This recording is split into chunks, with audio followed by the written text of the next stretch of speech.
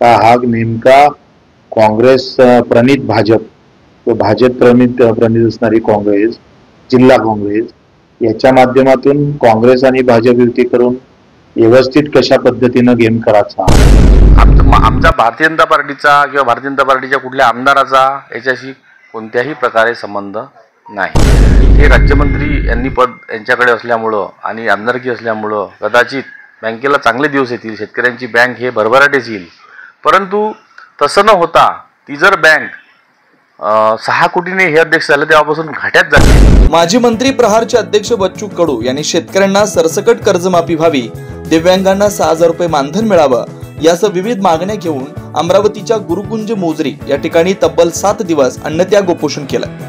या आंदोलनानं संपूर्ण महाराष्ट्रात राजकीय खळबळ उडाली होती। जोपर्यंत मागण्या मान्य होत नाहीत तोपर्यंत आंदोलनावर ठाम राहणार असल्याची भूमिका बच्चू कडू यांनी घेतलेली होती। मात्र सरकारच्या वतीनं लेखी आश्वासन दिल्यानंतर तुर्तास या आंदोलनाला स्थगिती देण्यात आली। बच्चू कडू यांची प्रकृती बरी नसल्यामुळे त्यांना अमरावती इथं खासगी रुग्णालयात उपचार करता 2 दिवसांपासून दाखल केलं गेलं।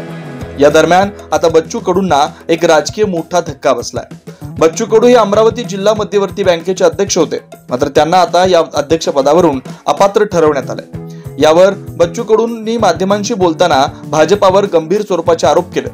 शेतकऱ्यांसाठी आंदोलन केल्यामुळे भाजपाने हा डाव रचला असल्याचं बच्चू कडू म्हणाले। उद्या पत्रकार परिषदेमध्ये सगळं सांगतो का हा नेमका काँग्रेस प्रणित भाजप व भाजप प्रणित असणारी काँग्रेस, जिल्हा काँग्रेस याच्या माध्यमातून काँग्रेस आणि भाजप युती करून व्यवस्थित कशा पद्धतीनं गेम करायचा आणि आंदोलनातून तुम्ही भाजपची सत्ता आणि काँग्रेसचा वापर करून कशा पद्धतीनं मला या प्रकरणात ठेवलं जातं किंवा अपात्र करण्याचा जो प्रयत्न करत आहे तो सरळ तुम्ही समजू शकता का आंदोलन झाल्याबरोबर मागापत्राची अशा पद्धतीने नोटीस दिल्या जातं, ते मलाही ते भेटत नाही, मीडियाला पहिले माहिती होते, कसा दबाव तंत्र आहे हे लक्षात आलं असेल तुमचं। मात्र यात भाजपाचा कुठलाही संबंध नसल्याचं प्रत्युत्तर अचलपूर मतदारसंघाचे भाजपाचे आमदार प्रवीण तायडे यांनी बच्चू कडूंना दिलं। सदर बँकेतीलच संचालकांनी बच्चू कडूंच्या विरोधात तक्रार दाखल केलेली होती, त्यामुळे यात भाजपचा कुठलाही संबंध नाही असं प्रतिक्रिया आमदार प्रवीण तायडे यांनी दिली।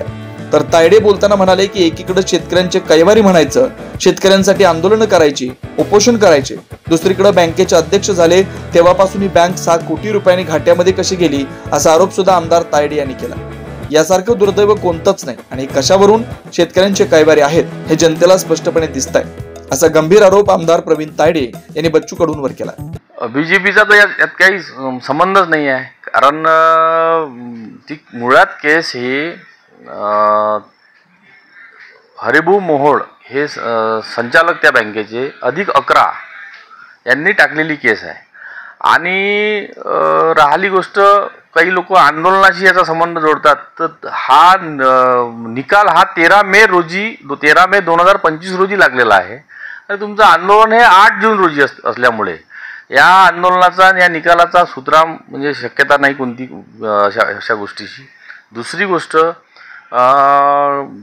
आमचा भारतीय जनता पार्टीचा किंवा भारतीय जनता पार्टीच्या कुठल्या आमदाराचा याच्याशी कोणत्याही प्रकारे संबंध नाही। एकीकडे शेतकऱ्यांचं कैवारी म्हणायचं, शेतकऱ्यांसाठी आंदोलन करायचे, उपोषण करायचे, मी शेतकऱ्यांसाठी असं करणार, मी तसं करणार, आणि एकीकडे हे अध्यक्ष झाले असताना जे गायगोले साहेब म्हणतायत की हे अध्यक्ष झाले असताना आंदोलन करते, तेव्हापासून बँक हे शेतकऱ्यांची बँक आहे, शेतकऱ्यांची तारानार आहे, ग्रामीण भागाचा कणा आहे शेतकऱ्यांचा, आणि हे अध्यक्ष झाले तेव्हापासून 6 कोटीने जर बँक शेतकऱ्यांची बँक तोट्यात येते हे अध्यक्ष झाले तेव्हापासून, तर याच्यासारखं दुर्दैव कोणतंच नाही। आणि हे कशावरून कैवारी आहे शेतकऱ्यांचे हे जनतेला स्पष्टपणे दिसते।